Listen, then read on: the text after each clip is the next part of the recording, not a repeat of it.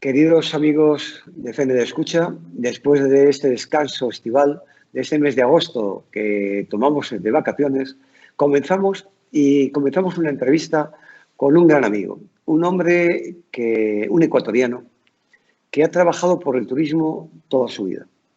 Un gran abogado especializado en derecho, precisamente en derecho turístico, en derecho empresarial, y con un doctorado, un máster sobre ello, que ha llevado adelante diferentes puestos en su vida, y entre ellos el de viceministro de Turismo del Ecuador, Iván López Villalba, un gran amigo, como les decía, y un excelente profesional. ¿Qué podemos decir de su currículum por encima de todo esto? Hoy, presidente de las cámaras de turismo del Ecuador y perteneciente a FENECATUR, que son la Federación de Cámaras de Turismo de Latinoamérica. Y a su vez también tiene un cargo importante, que es el de las redes, y ese cargo es muy particular. Se lo tengo que explicar a ustedes muy bien, porque ese cargo es algo que hoy tiene una importancia capital en todo el mercado iberoamericano y en el Caribe, donde creíamos que Airbnb era la panacea y que habían inventado el mundo.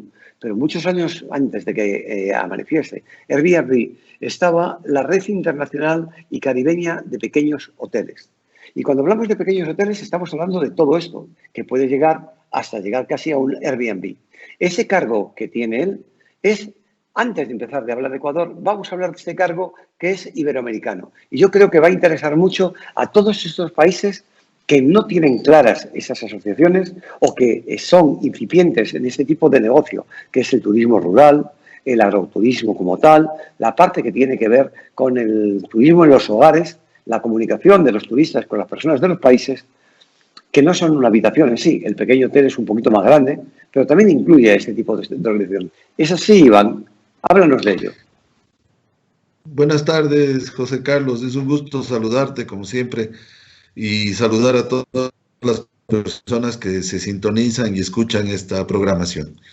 La Red Interamericana y del Caribe de Pequeños Hoteles nació en el año 2014, pero es un esfuerzo que viene, como bien señalas tú, de hace 20 años. Hace 2 décadas, la Organización de Estados Americanos motivó para que las islas del Caribe, de habla inglesa, la mayoría de ellas, pudieran generar pequeñas asociaciones nacionales de pequeños hoteles. Entonces hubo un esfuerzo para que en cada país se genere una asociación. Luego se conformó la Red de Pequeños Hoteles del Caribe.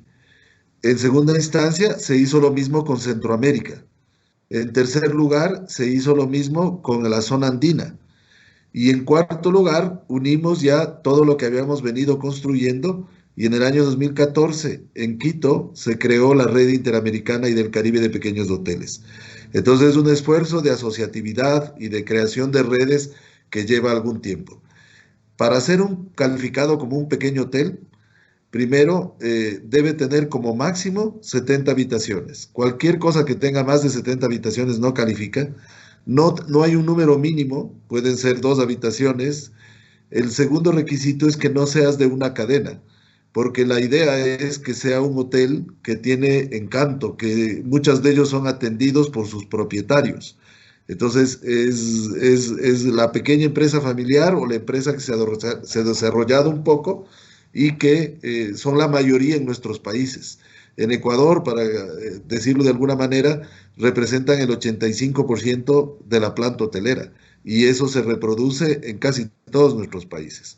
Entonces es un esfuerzo importante, estamos muy contentos de que ese grupo puedan tener un referente, puedan tener una organización que les ayude en sus temas y a buscar mejores momentos al futuro. Hay un punto que para los pequeños hoteles siempre es muy complicado, es llegar a las OTAs y también tener una central de reservas. ¿Esta asociación tiene una central de reservas?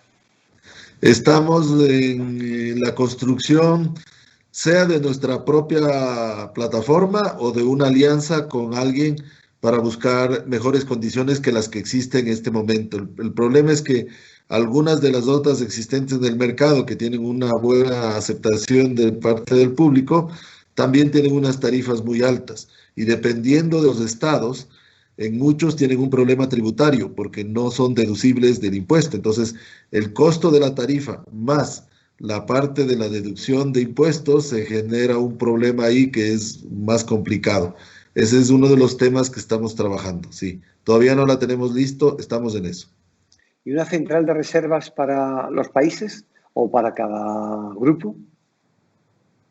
La idea es tener como una para toda la red continental y las pequeñas redes, las asociaciones de Centroamérica, la del Caribe y la de Sudamérica, también buscan tener una propia. Tienen cada una de esas redes subcontinentales, tienen también su propia red que funciona, ¿no? La de Centroamérica es una muy activa y la del Caribe también. Son las más antiguas y las que mejor funcionan, ¿no? ¿Habéis entrado en contacto con las redes que hay en Europa de este tipo de hogares, de este tipo de hoteles? No, la verdad que no. Esa es una tarea pendiente, es una asignatura pendiente. Lo apuntamos de la reunión de hoy. Entonces, entrando en tu país, el Ecuador en el que tú fuiste viceministro y del que, con los cargos que ocupas dentro del propio Fenecatur, dentro de las cámaras de turismo, la Cámara de Turismo de Hoteles de Quito, existe una visión muy personal.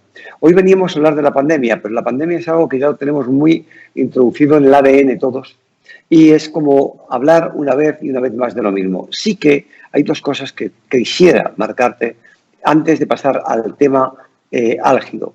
Diríamos, Ecuador fue un ejemplo desde hace muchos años del turismo de los pequeños hoteles. O sea, no hay que olvidar la ruta de las haciendas que tenéis, por ejemplo, las haciendas de las Flores, esas rutas tan bonitas y tan espectaculares. ¿Cómo se sienten, cómo se comparan y qué experiencia pudieron transmitir hacia estos otros países que han empezado a crear precisamente esta pequeña hotelería de 6 habitaciones, de 8, de pequeñas, o sea, residencias particulares? ¿Qué aportó esto al resto de los países de Iberoamérica? Bueno, a nosotros tuvimos hace mucho tiempo ya, son 18 años, promulgamos la primera normativa en la región sobre ecoturismo. Tuvimos nuestra primera organización de establecimientos que trabajaban con el ecoturismo y el mayor número en ese momento de establecimientos que tenían una certificación ambiental. Entonces, tuvimos un desarrollo importante. Después tuvimos un importante desarrollo también en el turismo comunitario, en el que hacen las comunidades indígenas que son anfitrionas, sobre todo en la ruralidad, en las áreas protegidas. El 30% del territorio ecuatoriano es área protegida. En esas tenemos 56 áreas de diferentes tipos, de reserva faunística, tenemos 2 parques geotérmicos y tenemos una importante reserva natural. Y en muchos viven muchas comunidades, entonces tuvimos un desarrollo importante de lo que es el turismo comunitario, el turismo de las comunidades indígenas anfitrionas. Y últimamente desarrollamos con unos aportes de la cooperación internacional, lo que tú bien mencionas, una red de lodges en la Amazonía. Nosotros tenemos una Amazonía ecuatoriana muy cercana, a 30 minutos en avión desde Quito, a 4 tierra, 5 horas por tierra, tú puedes llegar ya a diferentes lodges en la Amazonía que puedes tener una experiencia muy bonita. Pero también tenemos en la montaña, en la serranía, entonces hicimos esta red de haciendas también. Entonces, estas sí nos ha permitido que tengamos contacto tanto con Centroamérica, hemos acudido a varios encuentros de este tipo de establecimientos y ahora con la pandemia, estos han adquirido mayor valor. La gente está desesperada en sus casas, quiere salir y quiere salir donde se siente seguro, donde respira aire libre, donde no hay concentración. Entonces, estos establecimientos son los que en nuestro país se están recuperando más rápido, en el sentido de que tienen mayor demanda, mayor venta, y son los que están atendiendo ahora mismo la mayoría de la población. Bueno, vamos a entrar en Ecuador de lleno y en Ecuador políticamente hablando, como decimos, ¿no? El sector turístico en Ecuador ha quedado dañado, como todos los países de este entorno. ¿Cuántos empleos se han perdido durante este tiempo de pandemia? Según las cifras oficiales, el sector turístico en Ecuador emplea con contratos inscritos ante la Autoridad Nacional del Trabajo. O sea, con toda la formalidad, con pagos a la seguridad social, con todas las prerrogativas, hay 151,000 contratos antes de la pandemia, al mes de febrero de 2020. Según las cifras entregadas por el propio ministro del Trabajo hace 2 semanas, hemos perdido entre el 25 y el 30% de empleos. Esto significa aproximadamente unos 35,000 empleos directos han sido perdidos. Según las cifras oficiales también, existen empleos indirectos generados en la cadena de valor, con los cuales se llega a 450,000 empleos. Yo prefiero usar siempre cifras oficiales. El ministro habla de que hay un 25% entonces de personas que de alguna manera han sido desvinculadas dentro de la actividad turística. Y ese es un número importante. Son personas que ya no están trabajando más, muchos de ellos están en el desempleo, pero además nosotros no tenemos como en España los ERTE, o como existe en Chile o como existe en Uruguay, la posibilidad de que tengan un apoyo de la seguridad social para meses o ocasiones como esta. Para los que no lo recuerdan ahora, el ERTE es el apoyo que reciben las empresas para que a través de la seguridad social se pague parcialmente el sueldo de los trabajadores en circunstancias como esta. Entonces, esto existe en varias legislaciones en nuestro continente, al menos hay en Chile, Uruguay, que sé concretamente que existen. Bueno, en Ecuador eso no existe. Entonces los empresarios han tenido, en Argentina también, ya. Sí. Entonces los empresarios ecuatorianos han debido asumir la totalidad del gasto de la nómina, del costo del personal durante estos que van a ser ya 7 meses. Y ha sido muy difícil. Entonces el gobierno lo que ha hecho es dictar una norma por la cual, previo acuerdo entre las partes, se puede reducir, sea la jornada laboral, es decir, trabajar menos horas, y si trabajas menos horas tienes una menor remuneración, o se puede directamente acordar disminuir la remuneración, siempre con un piso de salario mínimo, ¿no? Entonces hay 25% de trabajadores que están desempleados y según el ministro hay aproximadamente un 40% más, 50% más que están con su remuneración reducida. Y eso no pasa solamente en el sector del turismo, pasa en el resto de sectores productivos. Y la consecuencia de eso es que el consumo, la demanda ha disminuido, porque los ecuatorianos ahora, los trabajadores turísticos, pero todos los trabajadores tienen menos ingresos, tienen los mismos gastos normalmente, pero tienen un menor ingreso. Y eso hace que ya no consuman como consumían antes. Por la pandemia salen menos, hay un natural temor de contagiarse y hace que consumas menos, pero además con menos dinero en el bolsillo se han reducido nuestras ventas, se han reducido la capacidad que teníamos de llegar al mercado. Hablamos entonces, o podríamos de extraer de esta conversación, que el gobierno no ha sido tan generoso en Ecuador como lo ha sido en otros países del entorno o en países de Europa.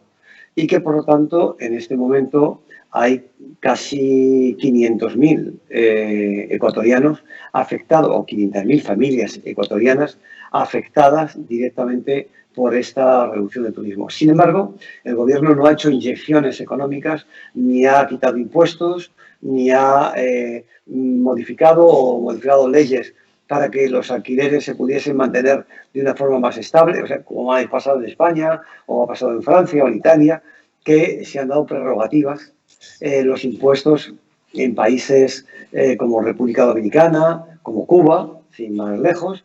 Lo que han hecho ha sido una reducción de impuestos drástica para que no se afecte tanto al sector. Eso no ha sucedido en Ecuador.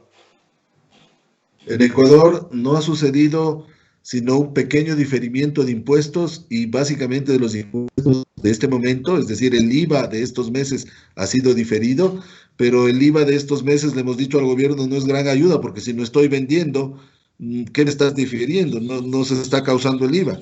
Y Ah, estamos ahora mismo sentados a la mesa con el gobierno, porque le hemos dicho que el Ecuador tiene en el turismo la tercera fuente de ingreso de divisas. El año pasado ingresaron 2.287.5 millones de dólares a la economía nacional. Dólares que se generaron fuera, que ingresaron a nuestro país. Tenemos un valor que es un poquito mayor, que es por el turismo interno de los ecuatorianos visitándonos entre nosotros. Y todo esto se va a perder porque no tenemos ayuda. No vamos a tener ¿cuántas, los dólares de ingresos del exterior y no vamos a tener la venta entre los ecuatorianos visitándonos ecuatorianos. Se está perdiendo también. Entonces le hemos dicho al gobierno, como tenemos un problema de liquidez porque no tenemos ingresos, quítanos impuestos o difiere los impuestos. No hemos tenido apoyo en ese sentido. Estamos, como digo, conversando con el gobierno a ver si logramos quitar algunos impuestos y los otros que tengan económico para poder asumir esas obligaciones. Y sacaron muy poco dinero. El Ecuador está pasando una situación económica difícil, lo podemos entender. El precio del petróleo en algún momento llegó a cero y nuestro principal producto de exportación es el petróleo. El gobierno vive un poco del petróleo, de los impuestos, y el petróleo se fue un momento a cero, con un presupuesto de $50 el barril y llegamos a venderlo en cero. Entonces podemos entender que el gobierno no tenga dinero, pero tampoco lo que ha puesto a disposición como préstamos de banca pública nos ha llegado. Hasta hace 3 semanas, solamente el 2% de la colocación de préstamos de la banca pública había podido ser asumido. ¿Por qué? Porque las condiciones que pusieron para esos créditos no son las que nosotros podemos cumplir. No se va a recuperar tan, de manera que nos daban unos periodos de gracia que después, claro, no íbamos a poder cumplir y honrar la obligación. Entonces, no calificamos para los créditos. Estamos diciéndole al gobierno que asigne una cantidad de recursos en unas condiciones que nos permita cumplir. Nosotros no queremos que nos regalen el dinero, queremos que nos lo presten, pero que tenga un periodo de gracia y que tenga unas condiciones en las que podamos cumplir las obligaciones. Si nos ponen sin periodo de gracia y tengo que pagar el próximo mes la primera cuota y no tengo ventas, no voy a poder cumplir. Y si me ponen también un periodo de gracia muy corto, 3 o 6 meses, probablemente tampoco pueda cumplir. Entonces, por eso no hemos recibido más que el 2% de la colocación de recursos que el Estado ha puesto en la banca pública. Estamos justamente diciéndole eso al gobierno y estamos viendo la forma en que logramos una mayor participación del sector turístico dentro de esta canasta de recursos puesto a disposición del sector productivo. hay una contradicción quizá desde el punto de vista macroeconómico, político, social. Los salarios de los empleados gubernamentales y políticos en el Ecuador eran altísimos. Sí, son muy... Hace unos años se redujeron casi al 50%, pero siguen siendo altísimos.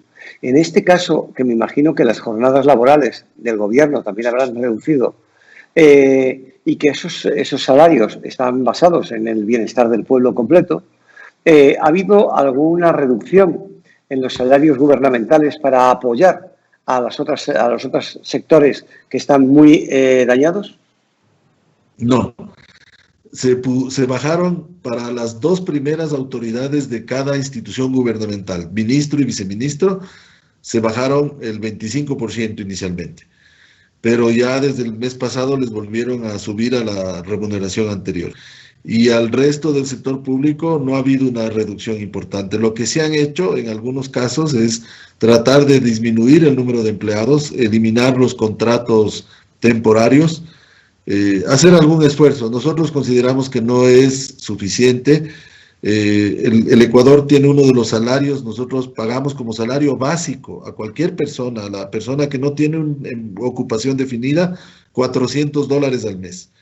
Pero el costo para la empresa, por los sobresueldos, por el pago de la seguridad social y por todas las cosas que hay que cubrir, el costo para la empresa es de 600 y algo más de dólares. Pero en el sector público, nadie como gasto nominal gana menos de 750, 800 dólares. Entonces, nosotros sentimos que hacemos un esfuerzo importante desde el punto de vista de la carga fiscal y en muchos casos es para sostener un aparato público que es demasiado grande para el tamaño de nuestra economía. Muy bien, esto ya hemos hablado de la parte político-social que nos correspondía, nos toca otra que es la parte del daño en las estructuras. ¿Ha habido grupos internacionales que hayan cerrado sus hoteles o franquiciados que hayan perdido la franquicia? Nosotros tenemos ya en el segmento de 4 y 5 estrellas, igualmente cerrados definitivamente el 20% de los establecimientos, el 20%. Y eso más o menos se reproduce en el resto de subsectores productivos del turismo.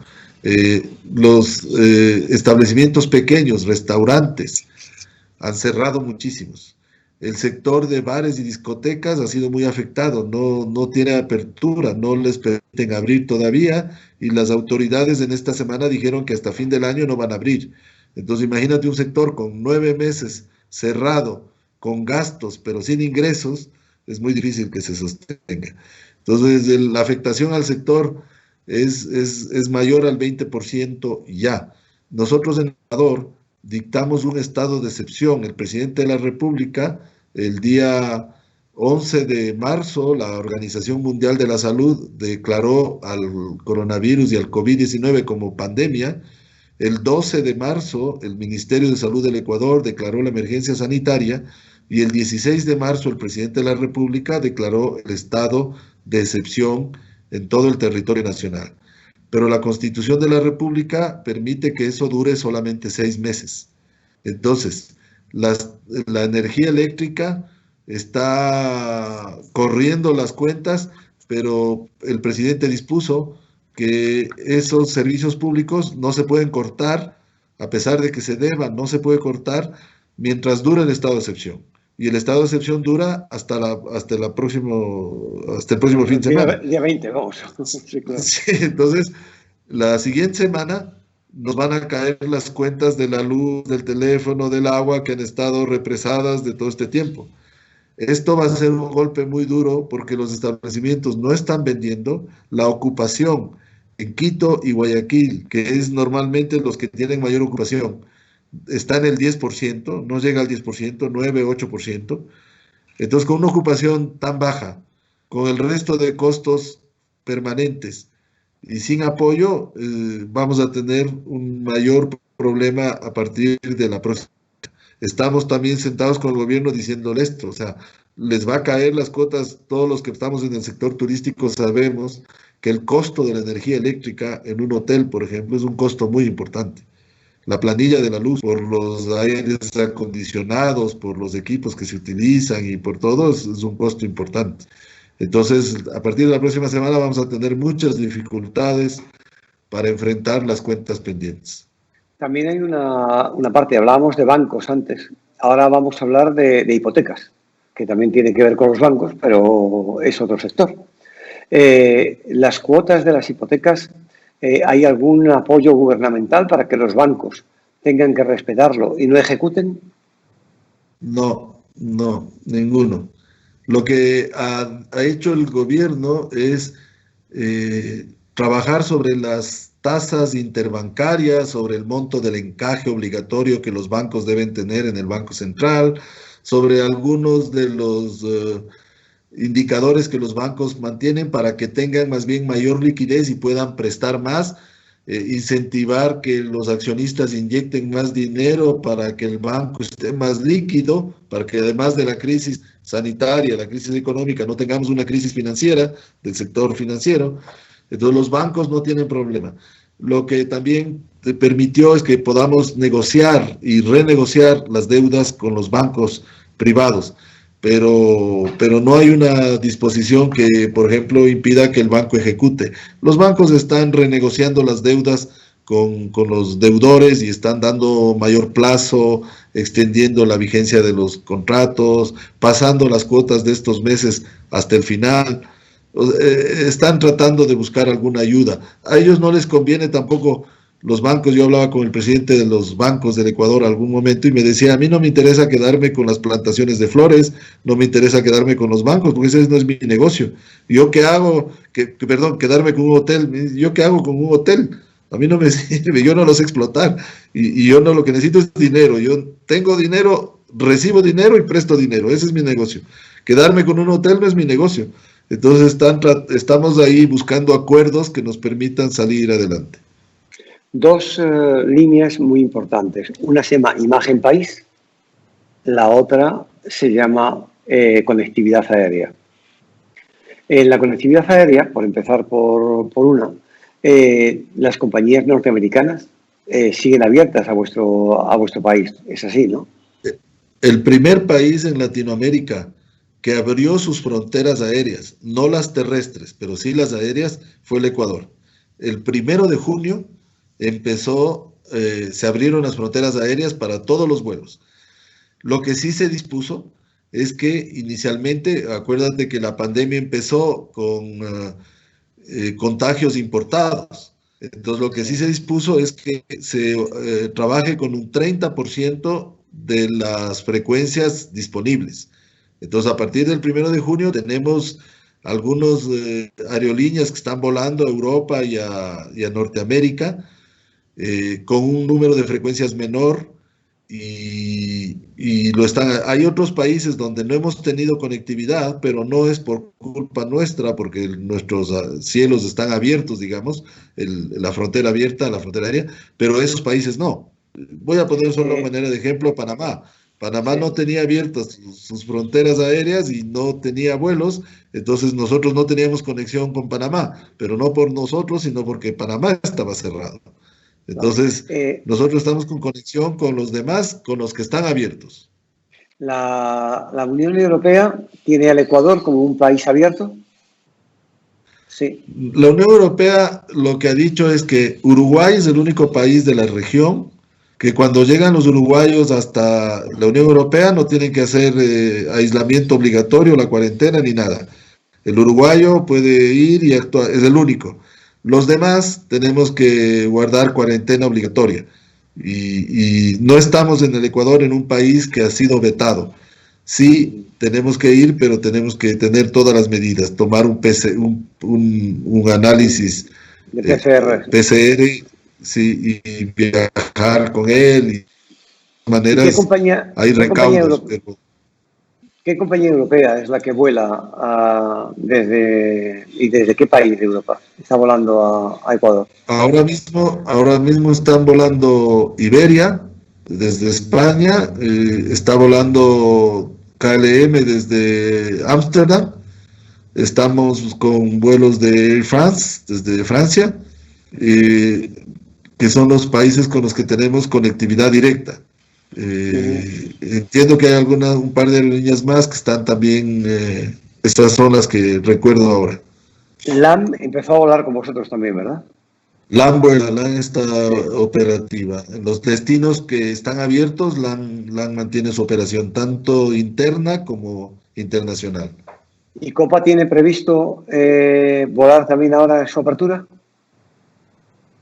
Discúlpame, no te escuché bien. Copa. Sí, Copa ya entiendo que era el 23 de agosto que empezó a volar. Sí. Nosotros teníamos muchísimas frecuencias diarias, creo que eran 6 frecuencias con Panamá, había como volar a cualquier hora. Entiendo que han reanudado, no con la misma disponibilidad, pero estamos volando ya.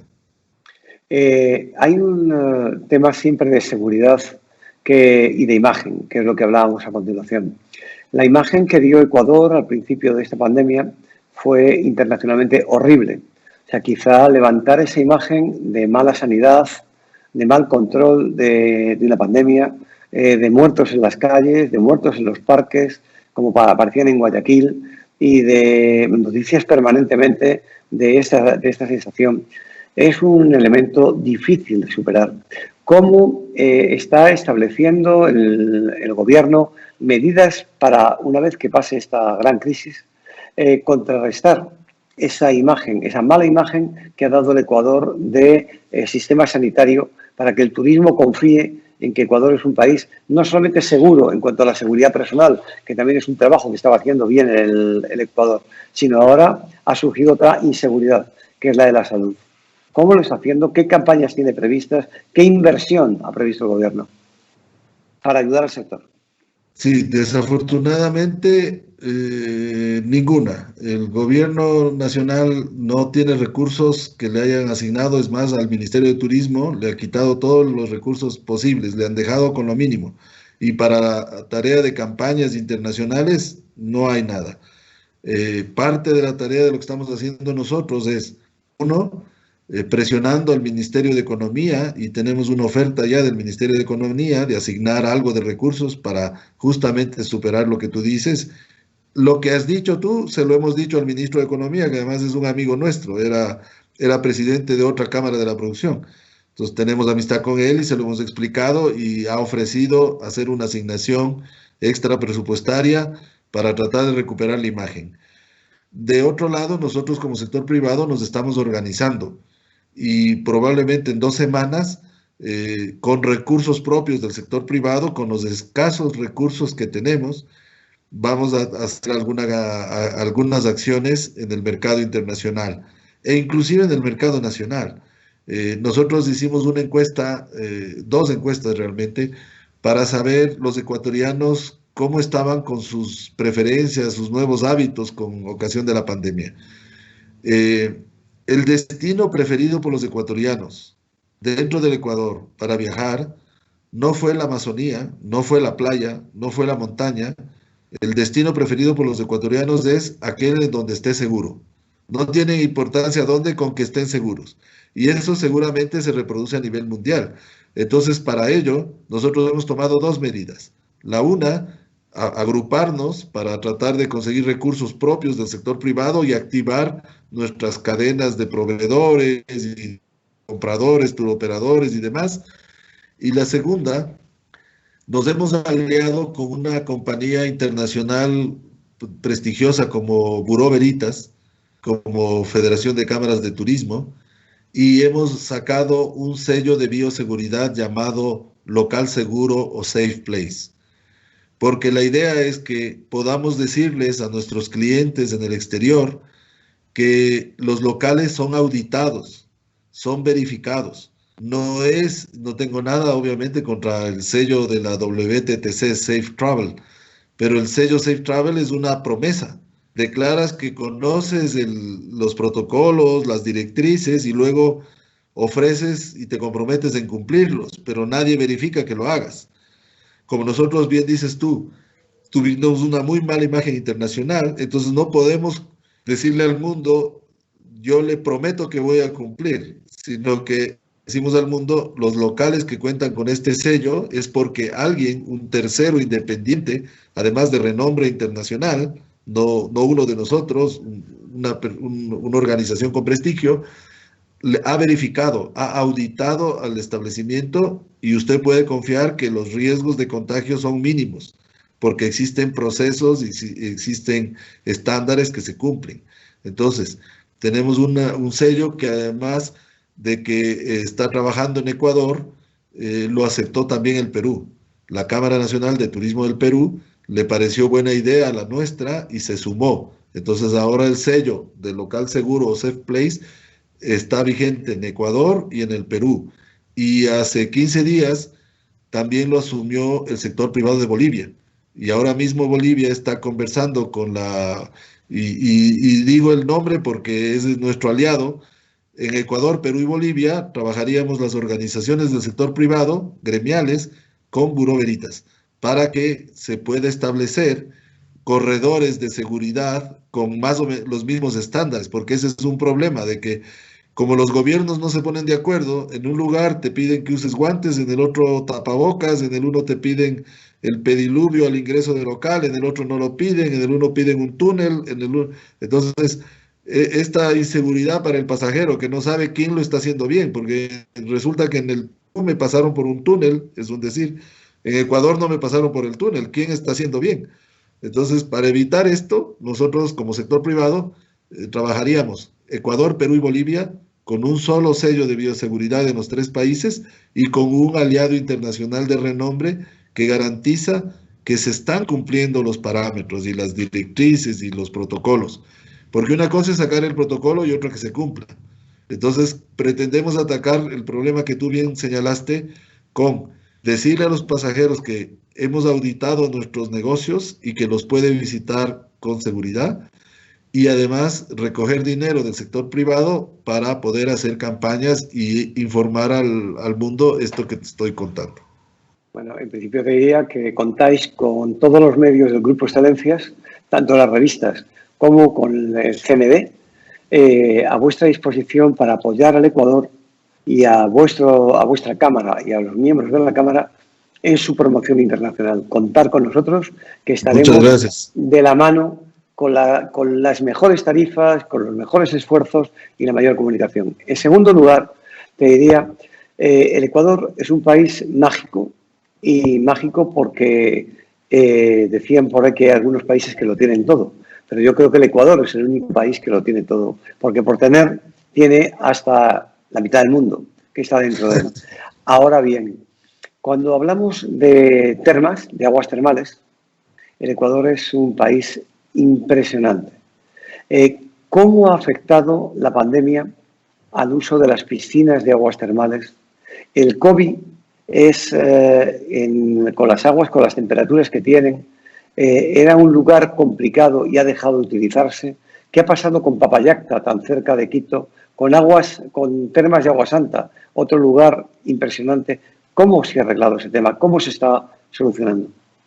Hemos elaborado protocolos específicos para este tipo de producto, para balnearios, termas, spas, los temas medicinales. Se dictaron ya por la autoridad y en base al protocolo que he establecido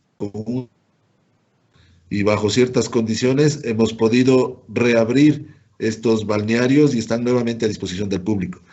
Hay algunos que están regados en todo el Ecuador. Nosotros tenemos identificadas más de 1000 fuentes de agua termal, de las cuales hay solamente 120 o 140 que están en explotación. Es decir, todavía tenemos un potencial enorme sin explotar.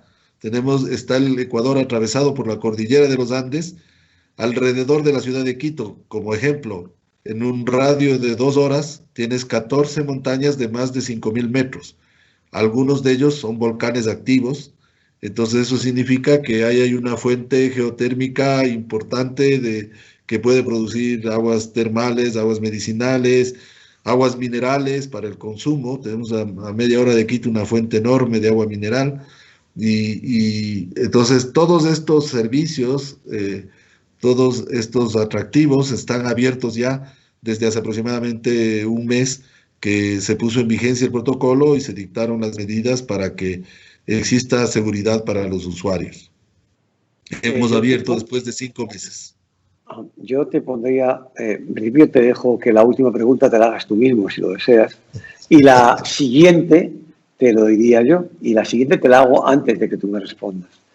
¿Qué le podría decir, en este caso, la Cámara de Turismo a los viajeros, a los turistas que quieran viajar al Ecuador? ¿Cómo les va a recibir? Y aparte de este sello de Bureau Veritas que tú estás ofreciendo, dime, ¿económicamente se van a encontrar con unas tarifas más adecuadas?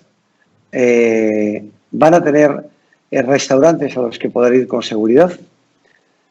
Dime algo de eso. Vale. El Ecuador tiene como programa de promoción internacional e inclusive para nosotros mismos la oferta de 4 mundos. Nosotros tenemos una Amazonía, somos parte de la cuenca amazónica, de la expedición de Francisco de Orellana. Partió para el descubrimiento del río Amazonas, salió desde Quito. Entonces nosotros decimos que el río Amazonas fue descubierto desde la ciudad de Quito. Entonces tenemos una Amazonía, igual que el resto de países, pero que a diferencia de los demás, esta es muy cercana y de muy fácil acceso. Se puede llegar en avión a unos lugares increíbles de la Amazonía, con media hora de vuelo y algo más por el río o por tierra. Tenemos una cordillera de los Andes que nos atraviesa con montañas muy altas, nevados totalmente asequibles. El punto más lejano al centro de la Tierra está en Ecuador. Como la Tierra es ensanchada en el centro y achatada en los polos, desde el centro de la Tierra, la montaña más alta está aquí en Ecuador. Se llama Chimborazo y tiene 6.200 metros sobre el nivel del mar. Pero desde el centro de la Tierra es más alta que todos los nevados de las cordilleras de los Himalayas. Y se puede llegar hasta la nieve en auto. Entonces tú puedes disfrutar también de la nieve, puedes disfrutar de la serranía ecuatoriana con unos paisajes andinos maravillosos y puedes disfrutar de la costa del Pacífico, también con playas de agua cálida. La diferencia con las playas del sur del continente es que en el Ecuador, como estamos en la mitad del mundo, tienes agua del mar con una temperatura caliente todo el año. Entonces puedes disfrutar, no hay estaciones, puedes disfrutar del mar los 365 días del año. Y finalmente tenemos Galápagos, que es el patrimonio de la humanidad, el patrimonio natural de la humanidad, que le sirvió a Charles Darwin para su teoría de la evolución de las especies. Hay especies endémicas en Galápagos que no hay en ningún lugar del mundo, pero que demuestran cómo se produjo este tema de la adaptación de las especies para sobrevivir. No sobrevivía el más fuerte. Lo que decía Darwin en su teoría es que no sobrevive ni el más grande ni el más fuerte, sino el que es capaz de adaptarse a los cambios que se producen. El que tiene la habilidad para adaptarse sobrevive. El otro puede ser más fuerte, pero no va a sobrevivir si no sabe adaptarse a los cambios que se producen en la naturaleza. Entonces, todos estos cuatro mundos están a disposición con muy corto tiempo de desplazamiento y con costos muy asequibles, con la ventaja de que nosotros estamos dolarizados desde hace 20 años. Entonces las personas tienen muy fácil hasta la conversión de su moneda. No tienen esa dificultad que existe en otros lugares de que ¿y cuánto será de la moneda de mi país versus esta otra moneda de este otro país? Todos tenemos como referencia al dólar, en cualquier país que estemos. Y es muy fácil saber si la tarifa que tienes es muy alta, es muy cara, porque esas otras conversiones son muy complicadas. Además, esto te permite tener una estabilidad en los precios permanente, con lo cual los profesionales no piensan que cada año se van a tener que adecuar las tarifas. Normalmente nuestras tarifas están permanentes. Lo que sí es que ahora, como estamos un poco más vacíos, tenemos mejores condiciones. Entonces pueden disfrutar de todo lo que podemos ofrecer en mejores condiciones económicas. Nosotros tuvimos muchos pasajeros que ya fueron a Galápagos porque decían, queremos ser los primeros en ir a Galápagos en cuanto se abra. Y hay muchos que quieren ir a la mitad del mundo, como bien señalas tú, José Carlos, a poner un pie en el hemisferio norte y un pie en el hemisferio sur. A pesar menos, porque tú pesas unos 2 kilos menos cuando estás allí. Y hacer experimentos. El agua gira para un lado y le pones un medio metro hacia el otro, al otro lado y gira para el otro. Entonces hay una serie de estímulos que pueden hacer que conozcan un país que es sorprendente, que muchos nos han dicho que es una joya por descubrir, que no todos los que han venido por primera vez se sorprenden. Un centro histórico muy grande en Quito, el primer patrimonio cultural de la humanidad, con un centro histórico el más grande y mejor conservado de América. Esto lo digo con total falta de modestia, pero es la verdad. Es un centro histórico, tú lo conoces, José Carlos, muy bien conservado y muy grande. Entonces, hay la oportunidad de que conozcan un país que les va a sorprender con 13 nacionalidades indígenas vivas que están todos los días en su actuación, con quienes se puede interactuar. Muchos de los países europeos y en Norteamérica, estas cosas las ven en los libros de historia. Nosotros tenemos a nuestras comunidades indígenas allí y pueden incluso hospedarse en sus lugares e interactuar y vivir con ellos. Entonces es un país que les invitamos a visitar y que ojalá podamos tener la satisfacción de invitarles y tenerles a todos entre nosotros. Bueno, pues te despido entonces con el título de presidente cofundador de la Academia de Gastronomía del Ecuador. Y te invito a que participes en la cena iberoamericana que se realizará el día 12 de octubre este año de forma virtual y al que estamos invitando en ese momento al Ecuador y a la Academia del Ecuador para que presente su plato, su bebida, su cocinero y su restaurante. Así que, como nos quedan pocos días, tenemos que trabajar para que esta academia empiece como un elemento más a apoyar al Ecuador, a poner su imagen donde se merece con la excelente gastronomía del Ecuador. Muchas gracias, Iván, y Gracias, José. comenzamos. Muchas gracias. Un abrazo grande. Igualmente.